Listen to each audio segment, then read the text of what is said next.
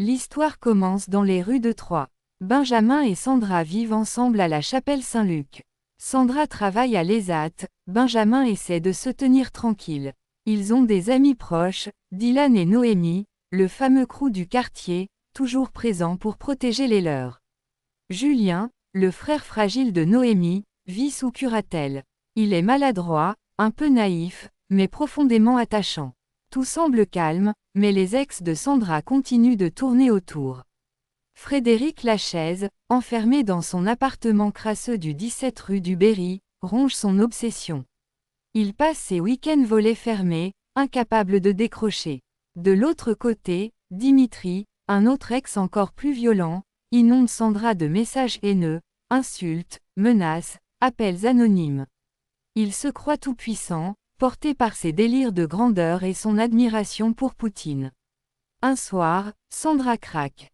Elle rentre du travail en pleurs, ses cheveux tirés, après avoir été agressée dans un bus par Frédéric.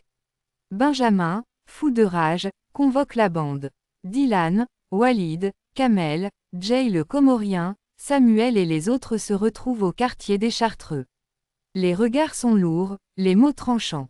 Dylan dit « Wesh gros, ça peut plus durer. Il a touché ta femme enceinte.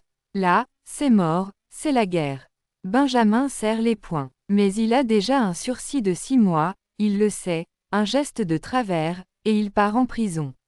La bande le retient. Toi, tu bouges pas. C'est nous qui allons gérer. En parallèle, Julien vit une descente aux enfers. Frédéric le harcèle, le frappe, l'humilie dans la cave. Julien garde le silence, rongé par la honte, jusqu'au jour où il craque devant Dylan. En larmes, bégayant, il finit par avouer. Dylan explose de rage. Non mais t'es sérieux ce bâtard. Toi tu touches à mon beau-frère, handicapé ou pas, je te démonte ta mère. La street se mobilise, mais au même moment, Dimitri multiplie les provocations. Il chante des chants russes ivres-morts dans le quartier, crache sa haine des Français, menace d'un missile nucléaire russe. La tension devient explosive. Gilou, le policier du 2e DPJ, convoque Benjamin et Dylan pour calmer le jeu. Mais rien n'y fait, la haine couve. Sandra, fatiguée, tente un coup de bluff avec l'aide de Noémie. Elle fait croire à Frédéric qu'elle n'est plus avec Benjamin. Alexandra, une amie, l'appelle pour renforcer le piège. Frédéric mord à l'hameçon. Mais quand il croit pouvoir enfin retrouver Sandra, il tombe nez à nez avec la bande. Gifles, pichenettes, cigarettes confisquées, il est humilié comme jamais. Malgré ça, Sandra subit encore. Dimitri envoie jusqu'à 120 messages par jour, insultant même son bébé.